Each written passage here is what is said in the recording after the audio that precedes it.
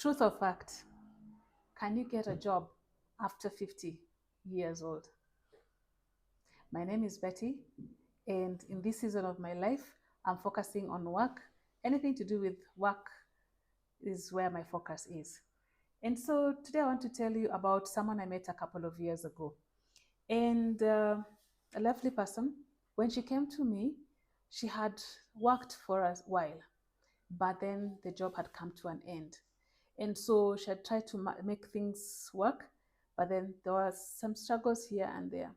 So by the time we were having this conversation, it was in a place of struggle, some struggles.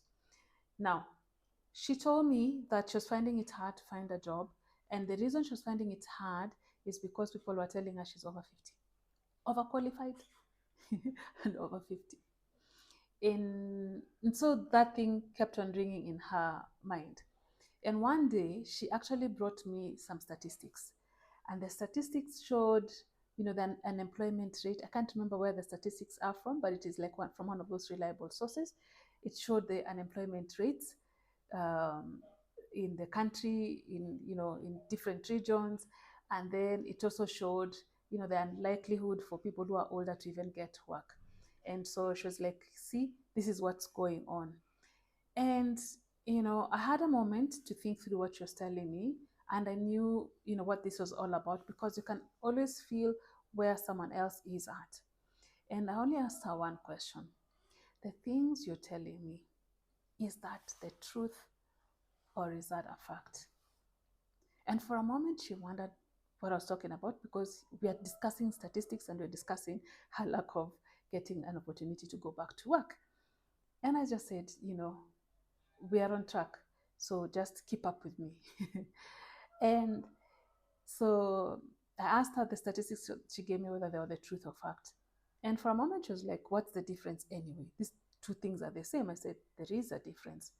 It's not necessarily true that a fact is a truth, you know. So she thought about it, and this is how we ended that discussion. We ended the discussion by saying that the statistics she had given were facts. Facts are subject to change. So, as at that point, those were the statistics that were given. Now, whoever is consolidating the facts in another period of time, whether it's a year, a quarter year, or 10 years, depending on how often these statistics are done, they'll have different figures. So they're subject to change. So those are facts in a specific point in time. So I go like, okay, so what is the truth about this matter? And she looks at me and wonders, what do you mean, what is the truth? We can't get jobs. I'm over 50 and overqualified. That is what's going on, and that's the truth. So I go back to her and I ask her what her belief system is. Now, this question, all of us, or most of us, will answer it from their own perspective. What is your foundation? Where are you coming from as you give this answer? So I'll give you my answer from the foundation that I have and from my perspective, which is God. God works for me, and many things that I do, I base them against the word of God. And so I say, truth. From God's perspective, he says, and let me quote for you a verse in John 17:17 here. It says, sanctify them by your truth. Your word is truth. Now, if you are a believer, then you understand what this verse is saying. It says, the word of God is truth. So that is where truth comes from.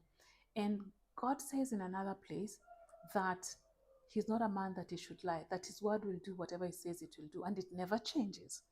So if you believe that, then I'll begin to say, okay, so how is this related to the thing that I'm going through? That is the word of God, and I am here, I'm stuck, have no job, I'm over 50, overqualified. So what are you saying? Now, I can only think of some quick verses. It says your word is truth. So meaning the answer should be in his word. So my encouragement to her was, let us look for the word, that will talk about the situation. And that is what I would say to you as well. And I'll just give you some of the things that come to me on top of my mind. but you can go back and just reflect on the same. One of them says that you're blessed. So if God says I'm blessed and the situation that I'm in is not showing the same thing, then there is a disconnect. What is a disconnect? So it means I need to go back to God and say, you said I'm blessed, but this thing doesn't look like it. And find out with God how that should be like for you. Now, when I think about the word of God, there are two stories that stand out for me. One is Moses. By the time we're told the story of Moses when he's going to rescue the Israelites in Egypt, he's 80 years old, way over 50. But that's when his assignment, he had this big assignment to do. Again, when you look at the children of Israel, we are told how they wandered in the desert for 40 years, but then they eventually get into the promised land. And there are two people of the older generation who are lucky enough to be part of that team. That's Caleb and Joshua. And Caleb, after they divided the land amongst people, Caleb tells Joshua, give me my mountain. And by the time he was asking for his mountain or for his share, he was already 80. Now, again, you'll tell me, why are you talking to us about people in the past and stories like that? If I even look at today's world, there are people who have made it real big or big later on in their lives. So there is nowhere I've seen in the Bible that says when you're over 50, there is no work for you. There may be no jobs because, again, jobs are set up in the world, but there is a work for you to do. So what is the takeaway? I would say focus more on what God says about you. Now, I'm assuming this is probably for people who believe or for those who have been asking questions and would like to be in that space.